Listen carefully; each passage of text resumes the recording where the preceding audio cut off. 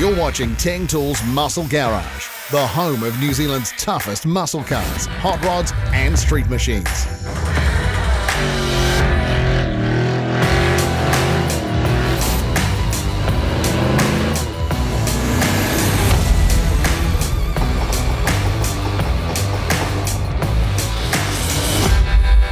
Muscle Garage is proudly brought to you by Teng Tools in association with Mount Shop, Maguire's and Niedercar. Join us each week right here as we search this fine country of ours for the sweetest feature cars. We serve up coverage from the big and not so big events. Meet the crews behind New Zealand's car clubs and gate crash garages and workshops across the land. We kick things off in this episode with round 2 of the NZ Burnout Champs from Bruce McLaren Motorsport Park in Taupo. We stop by Mitchell Race Xtreme to talk central muscle car builds and electric ponies. And we've even got a bit of eye candy from the Teng Tools Grand National Rod and Custom Show. But first, it's feature car time.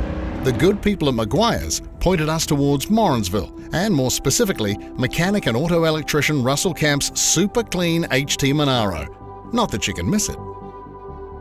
Why the Monaro? Well, always wanted one. Obviously, growing up, seeing them wrapping around Bathurst and around the streets and that sort of thing. Started my time back in '91, and one of my first call-outs was to a call-out on an HT Monaro, and orange, of course. Yeah, and from that day, said, yeah, one day I'm going to get one. It took 27 years to get it, and yeah, 8 years to make it what it is today.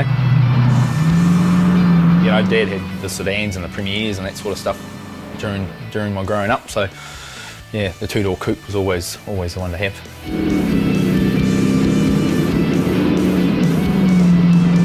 My mate actually found it in the Loop magazine way back, and all it had was red Monaro, two-door. So I rang the guy. It was over Christmas Eve. First person to give him a ring. So we went to a little barn in Huntly, having a look around, and he sort of came in and tapped me on the shoulder and said, "Oh, you need to hurry up because there's another 8 people outside." So I just handed over the cash, and the rest is history. With one Monaro finally now in his possession, a rapid rebuild was on the cards. Well, it was, right up until sandblasting. Yeah, me and my mate went to pick it up, and I said to the guy, "It's been 8 years looking for one of these, and I turn up today and you got 2 of them sandblasted here." And he said, "Oh mate, you're all wrong. That's yours." I was so scared to go home and show the wife. Yeah, if it hadn't had 2 doors, it probably would have gone to the tip, to be fair. It was in that worse state. It had no floors in it, no sills. All around the rear window was gone, and even in the boot. So I managed to get some very good fabricators on the job to make up some panels, and yeah, no, rest is all good. Already in the automotive trade, Russell was about to add a few more skills to the CV. Panel beating for one. As hour upon hour were poured into the car, any fleeting notion of a quick once-over was long gone. Plan B would shift the car's desired finish to a standard that certainly wasn't in the initial script. Probably not to that scale. It was going to be actually a quick do-up and drive to QMU. But that was like in 3 weeks' time, so that didn't happen when we found all the bog and everything else that was in it. Ended up being a rotisserie job, and just the level as I was planning it just went up and up and up, and once you sort of started at that high level, you couldn't actually cut any corners because it would just stand out. It's an illness. It can only be cured with cash. It's definitely an illness. It's, yeah, you find a part that's suitable, and then you sort of look what's actually the best. Especially putting a part in and it doesn't look right, you backpedal and redesign it or remake it or reorder it or whatever. The bug had bit bad, and Russell's now obsessive attention to the small stuff is seen in details worked in all over the Monaro. Shiny side up isn't a relevant term here. The undercarriage wasn't spared the treatment, and the engine bay, good enough to eat off, as they say. 4-bolt main 350. I put a stock standard steel crank in it with H-beam rods and hyper-eutectic pistons. And it's running 10-to-1 compression, and it's got Edelbrock Performer heads on it with a weigh-in manifold and 670 Street Avenger carb. It's running MSD ignition. It's around about 430 horsepower, and it's running through a Turbo 700 transmission with electric overdrive, and through a 69 Camaro diff, 10-bolt with a true track centre in it. The rods by Reed drop spindles. It's a standard spring, so it retains all the correct angles for the steering, so it actually drives nice. and the back we lowered 5 inches, sort of did a little bit of a mini tub, a bit of a massage to get the 255s under the back. But don't think for a second that all that show quality finish is just for admiring in the garage. If you're not going to drive it, you might as well just take a photo, sell it and put the photo on the wall. Yeah, got to get out and use it. When the car does sit long enough to draw a crowd, the reception has been understandably positive. The HT collected a swag of tinware at the recent Holden Nationals, including Best Modified Monaro, Best Modified 60 to 70 and People's Choice. But perhaps the Holden's biggest achievement was somehow snaring the title of Best Ford at the All-Australia Day at Manfield. True story. So while the starting point may have been the stuff of nightmares for most, the Monaro has proven a great teacher for Russell. An awesome example of a largely owner-built car. Being a mechanic and auto sparky, wanted to try my craft at panel beating, and obviously got a few mates in the trade as well, so they gave me very good pointers and did a lot of the structural stuff. Yeah, so pretty much other than the paint, final panel and the upholstery, it's all been down to me and my work, yeah. Great source of pride, especially when people ask, oh, you know, who did this? It's like, you're looking at them. And thanks to Maguire's, your ride can look sharp too. Stay tuned to find out how you can win big a little later in the show. Okay, moving right along. Thanks to Car, we're off to Taupo for round 2 of the inaugural New Zealand Burnout Championship Series. Burnouts. Despite a massive presence on the Aussie motorsport landscape, here in New Zealand, they're perhaps better known as a sustained loss of traction, something that'll leave you with a court date and a lighter wallet.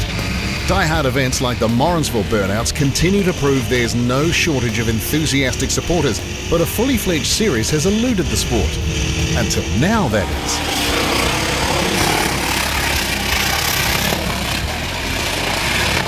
Okay, so NZBC is the New Zealand Burnout Championship. We wanted to create an elite competition. We wanted to bring the professionalism up. We wanted to give the drivers and our competitors and everything something that they deserve for the sport. There's been a lot of sleepless nights, a fair bit of stress, but at the end of the day, Ricky and I, we've got a real passion for what we're doing here. We, husband and wife team that both really enjoy burnouts, and we want to share it with everyone. So, yeah, sleepless nights, a lot of stress, but it's all worth it, so worth it. Jen and Ricky knew just where to look for inspiration, jumping across the pond to Aussie events, Tread Cemetery and the massive Summer Nats in Canberra. But how to inspire the folk back home? Well, how about bringing a couple of Aussie skid legends back with them? Lynchy, he's probably the #1 driver in the sport in Australia, so as far as driver control goes, he's definitely #1. And Sam's car is just the amount of smoke it produces it's way up there. Just come over here and have a ball and be part of the New Zealand Burnout Comp. The New Zealand Burnout Comp's obviously getting bigger and bigger, and we just wanted to be part of it and just come and put a show on for the New Zealanders. They asked if I would be interested in coming over for a show if they organised it, and I thought that would be awesome, and here we are. And our Trans-Tasman mates brought carry-on. It's a 1971 Ford Capri. We've got a Dart 408 block in it, so it's only 408 cubic inch, which is plenty.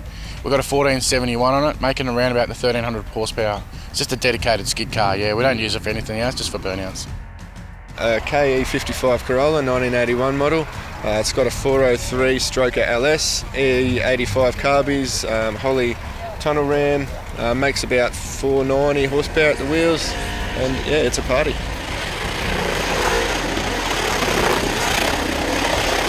It tends to whip harder, and because I've had it for about 10 years, I can sort of predict what it's going to do, and it's easy to sort of get my head around where I'm going to be after I do this 360, so it's good like that. We all started from, smaller horsepower stuff, and so we're like I said, we've come here to show the guys, what can be done. So hopefully in a few years' time, some of these guys will start to step it up a little bit, and then New Zealand burnouts will be a huge sport like Australia. The money that is spent on cars to compete over in Australia is huge. It is huge, and we realise that New Zealand is quite a fair few years behind the level that Australia is at. But with getting a competition series like this, we're hoping that it's going to push people to understand that they can spend the money on the cars and they will be taken seriously.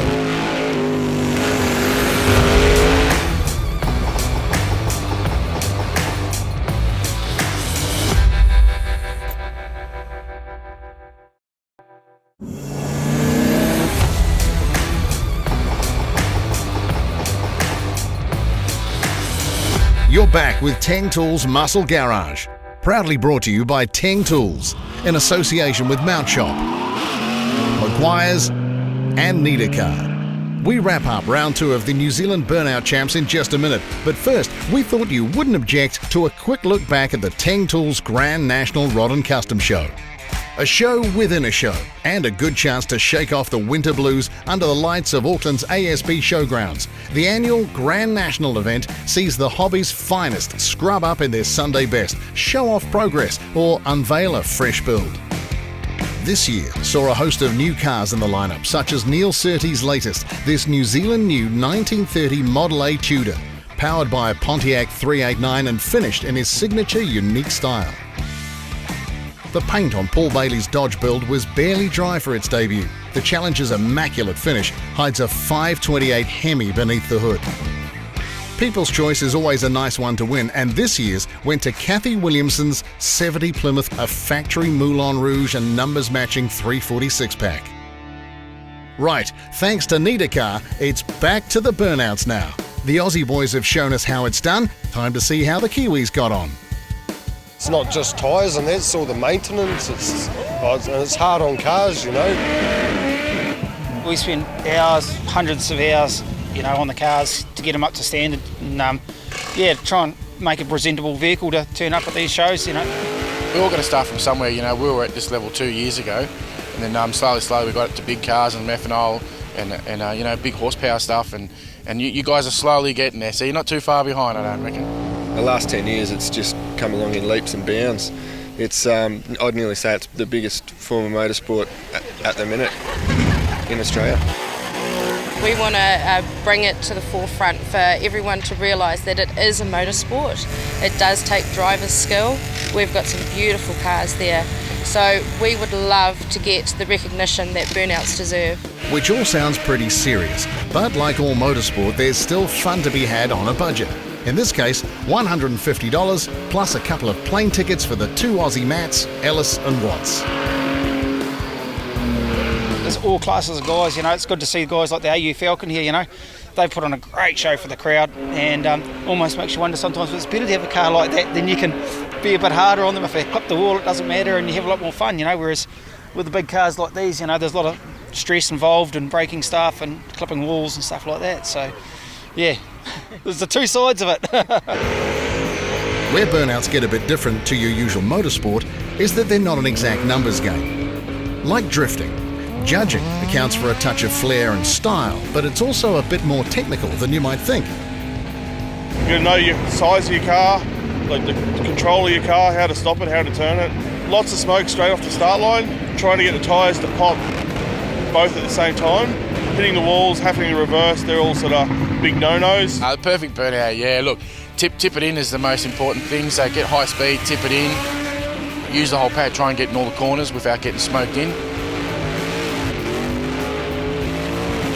For me, it's instant smoke, heaps of it, and just heaps of speed for the tip in. As long as you come off and the tyres are off and the rods are in, it's a win. And picking up one of those wins in round 1 was Rob in his XB Falcon. It's a 460 big block with Elderbrook alloy head. It's got a 9-inch diff, and it made about 420 horsepower at the wheels with about 490 foot-pounds of torque. It's not bad for a naturally aspirated. It's still got more in it. Hey, it's never too nice, man. There's no point sitting in the shed at home. So yeah, we've built it to use it for skids, so yeah. A few gremlins cut Chris's round 1 short, but the blown HQ was on point for Taupo. Good thing too, as Chris isn't exactly what you'd call a local. Yeah, we came up from Tiania, which is bottom of the South Island basically. A few hours to get here.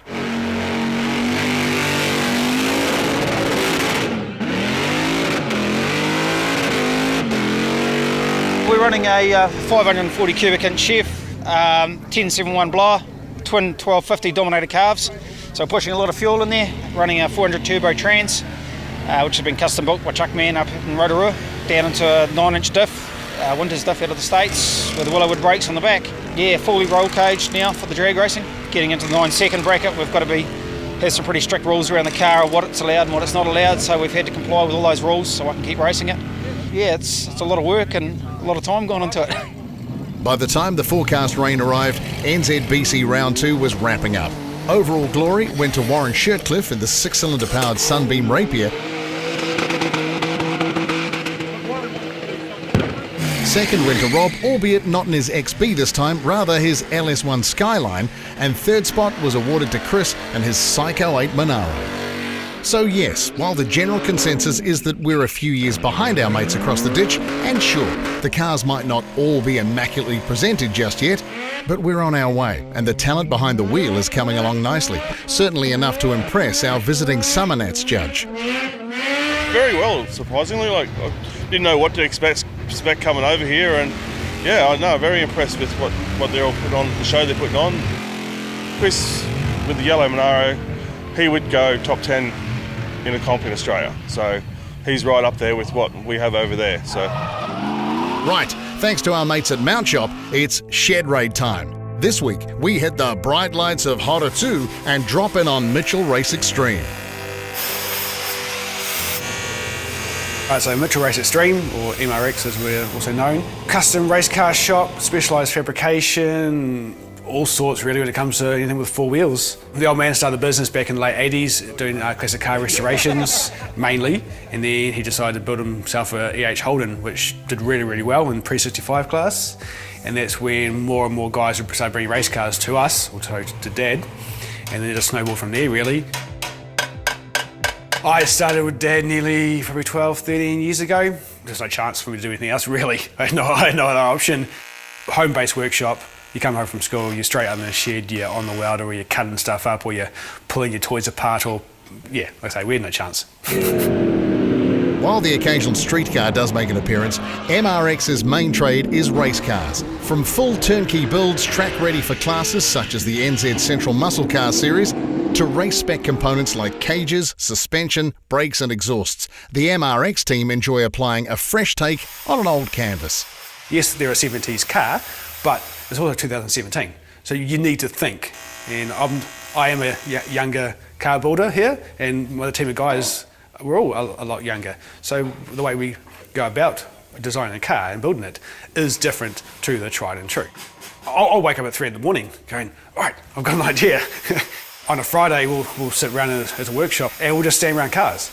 And that is where most of our ideas come from. We'll just sit around, bounce ideas off each other. And so the challenge of doing something better, you go, hey, we're on our third muscle car now. There's a challenge in doing something better or different to the car you did 6 months ago.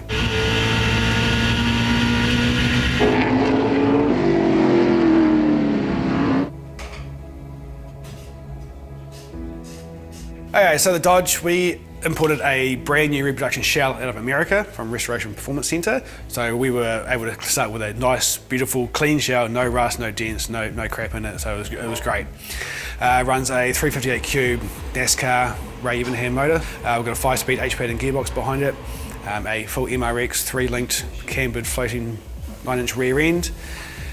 All suspension, front end, it's all chrome moly, fabricated arms. Your standard plethora of parts that we put into it, because again we're on our third muscle car, we know what needs to go in it, and we've got our build list really and parts list, so it makes it easy to bang one of these together. So we've been working on this for well over 1,000, 1,200 hours to this point, and she's almost ready for paint.